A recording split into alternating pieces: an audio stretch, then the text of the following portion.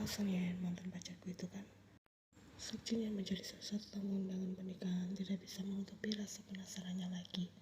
Dia baru berani mendekat setelah Taehyung pergi dari sisi YN. Siapa ya? Pasien pura-pura tidak kenal. Mustahil kau melupakanku secepat itu. Kita bahkan belum kena putus selama 1 bulan. Jadi bagaimana ceritanya kau bisa menikah dengan cucu pemilik perusahaan tempatku bekerja, selidik Sukjin. Tentu saja karena kita berdua berjodoh. Lagi pula hanya orang tertentu saja yang bisa melihat pesonaku yang luar biasa ini. Pasien mulai menyombongkan diri. Kas itu masih merasa kesal dengan perbuatan Sukjin kemarin yang tega membuangnya begitu saja, selayaknya bongkar sampai tidak berguna. Yang sempurna seperti cucu pemilik perusahaan tidak mungkin jatuh cinta padamu dalam waktu sesingkat ini, ngomong Sukjin. Airin menganggukkan kepalanya tanda setuju. Pasti sesuatu yang sudah terjadi. Lagi pula undangan sebelumnya tertulis dengan jelas jika pasangan Kim Taehyung bernama Jumyeon. Gadis itu memang memiliki banyak jalur orang dalam untuk bisa tahu hal-hal yang bersifat privasi semacam ini. Benarkah pasangan Kim Taehyung yang sebenarnya adalah Jumyeon? Seru Sukjin dengan raut terkejut. Iya, tapi itu mendadak berubah menjadi nama Son Ye-en setelah undangan untuk acara resepsi resmi disebar. Balas Airin. Bagaimana bisa? Komen Sukjin masih tampak tak percaya. Repot sekali mengurusi urusan orang lain, perasaan sewot. Kalau begini terus bisa-bisa dia akan ketahuan. Terlebih Sukjin ini punya rasa penasaran yang begitu tinggi. Tapi selamat atas pernikahan kalian Yena, ucap Airin tanpa ingin membahas masalah ini lebih lanjut. Ya terima kasih, pasien singkat. Ayo Sukjina, kita pergi ke sana, ajak gadis itu. Sebentar sayang, aku belum selesai. Kau, ucapan Sukjin mendadak terhenti. Begitu ia melihat Taehyung mulai berjalan mendekat. Tuan Kim, selamat atas pernikahan Anda. Terima kasih, balas Taehyung datar. Aku perhatikan kalian dari tadi bicara banyak dengan istriku. Apa kalian sudah saling mengenal sebelumnya? Itu benar, Son Ye-en pernah kerja di perusahaan khas sebelum akhirnya resign belum lama ini, jawab Sukjin.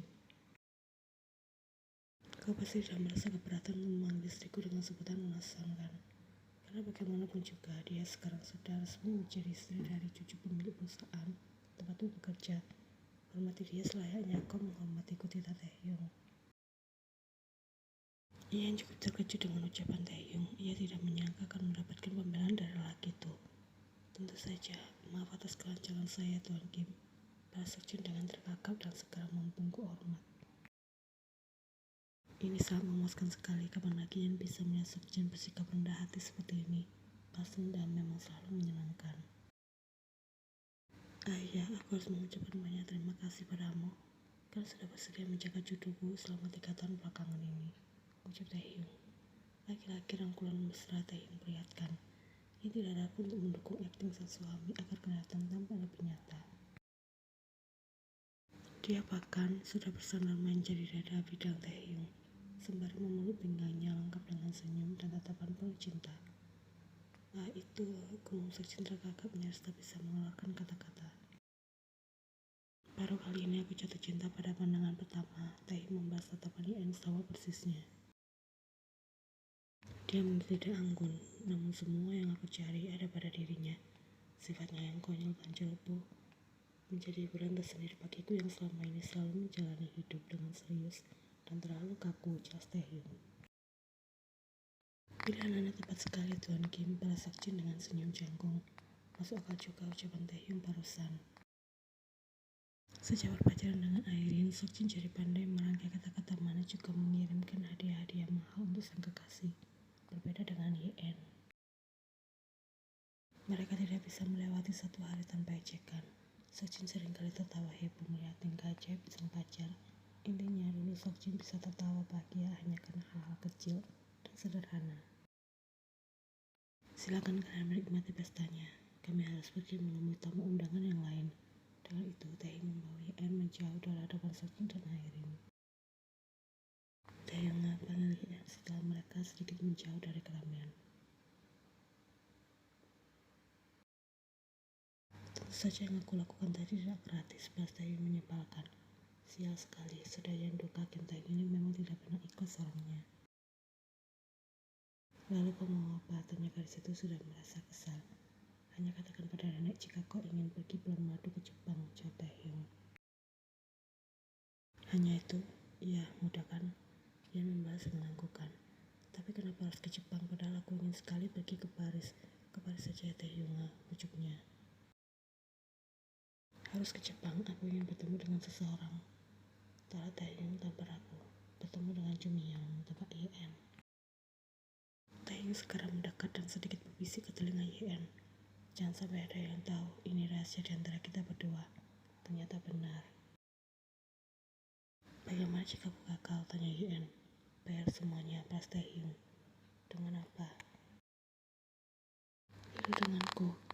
Menikmati malam panas berdua dan bergairah. Aku rasa itu cukup setimpal. Taehyung mengucapkan hal itu dengan raut tanpa ekspresi. Sumpah Yen tidak mau menyerahkan kesuciannya pada manusia macam Kim Taehyung. Dia tidak rela. Kita akan tidur bersama di kamar ini. Mereka baru pulang dari gedung resepsi setelah sudah hampir tengah malam. Iya, balas Taehyung singkat sembari melonggarkan dasi yang terasa mencekik lehernya. Kau di kamar sebelah saja, usir gadis itu. Namun membuat ibu curiga, tidak bisa dan terima kasih. Aku tidak akan mengikuti ide bodohmu. Kalau saja kita bermalam di hotel, aku tidak akan segan-segan memesan satu kamar lagi untukmu, tapi ini di apartemenmu. Ojek Taehyung panjang. Sudah jangan cerewet dan ikhlas saja. Lagi pula aku tidak nafsu untuk menyentuhmu malam ini. Lanjut lelaki itu sebelum memasuki kamar mandi. Cara bicaranya membuatku muak. Tidak nafsu menyentuhku malam ini katanya. Siapa juga yang mau dia sentuh? Lain kali akan aku tendang lebih keras. Omel yang kesal. Semalaman ia tidak bisa tidur dengan nyenyak karena ada sosok Kim Taehyung yang tengah tidur di sebelahnya. Berulang kali ia terbangun dan panik sendiri. Khawatir Taehyung akan berlelah ketika ia tengah terlelap. Namun tidak ada yang terjadi hingga pagi menjelang. Taehyung hanya tidur dengan tenang. Ini dia, anak ibu yang paling cantik serta menantu ibu yang paling tampan. Ibu sudah buatkan menu sarapan spesial khusus untuk pengantin baru. Perut panggang yang terbukti ampuh, menambah stamina dan juga meningkatkan gairah. Ucap Mirai sembari menaruh beberapa piring berisi nasi dan lauk pauk di atas meja makan. Kalian tahu, makanan ini bagus sekali jika dikonsumsi oleh pasangan yang baru saja menikah. Biar tahan lama. Mirai sedikit berbisik pada Yen di akhir kalimat. Wajah Yen sudah nyaris memerah sempurna mendengar ucapan Mirai barusan. Pikiran liarnya jadi bablas kemana-mana kan. Terima kasih atas sarapannya, Bu. Ini kelihatannya enak sekali. Ucap Taehyung sudah mengambil sumpitnya. Tentu saja masakan ibu mertuamu ini sudah tidak perlu dilakukan lagi, kelezatannya. Iya kan, Yana? Iya, Bu, balas yang singkat. Makan duluan saja ya, ibu akan ambilkan minum untuk kalian. Kata Mirai sebelum pergi dari hadapan mereka berdua. Ian memperhatikan Taehyung yang menikmati masakan Mirai dengan lahap. Sementara Ian masih ragu-ragu untuk menyantap perut panggang yang tampak menggiurkan di hadapannya itu. Cepat habiskan sarapanmu, sebentar lagi kita harus pergi menemui nenek untuk membicarakan masalah bulan madu. Bagaimanapun juga aku harus bisa meyakinkan nenekku, apapun itu caranya. Taehyung buka suara di selakunya hanya. Ian meletakkan sumpit di tangannya dengan sentakan kesal. Seharusnya kemarin dia tidak mengucapkan terima kasih. Kalau begini kan Taehyung jadi bersikap seenaknya. Dia jadi punya alasan kuat untuk memanfaatkan Ian dengan semena-mena. Akan aku coba, tapi kalau tidak berhasil jangan paksa aku untuk melakukannya lagi, balas Ian. Harus berhasil dan yang penting jangan sampai membuat nenek merasa curiga, ucap Taehyung. Kau kalau bicara gampang ya, bagaimana kalau nenek marah? Apa kau mau rapat-rapat untuk membelaku? Sentai Ian tak tahan lagi. Itu urusanmu, singkat namun menyebalkan. Kalau tidak ingat masih ada Mira di apartemen ini, Ian tidak akan ragu-ragu untuk melempar kepala Taehyung dengan mangkuk berisi nasi di hadapannya. Kesal sekali menghadapi sikap semena-mena lelaki itu. Ian sangat berharap setelah ini Taehyung akan memiliki perjalanan bisnis yang panjang, hingga mereka tidak perlu bertemu setiap hari dalam waktu yang lama.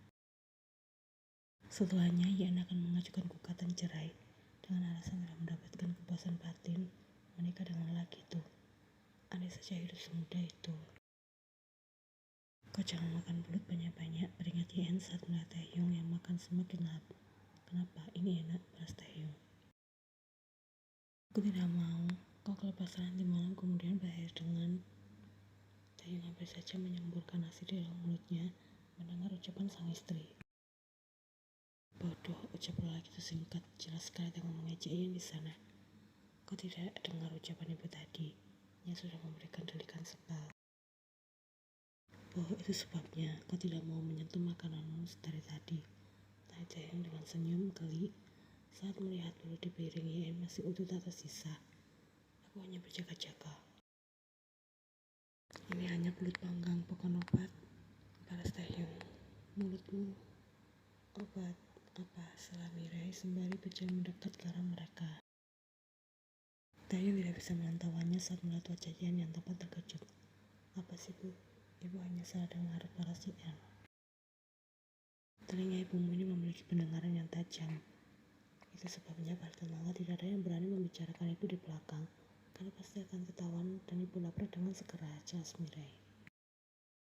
Menantu ibu yang paling tampan, kenapa harus pakai obat? Segala, memangnya kemarin malam bagaimana? Apa kurang panas dan bergairah? Lanjut wanita parubaya itu. Kemarin malam kami langsung tidur karena merasa lelah sekali bu, setelah Taehyung menjawab.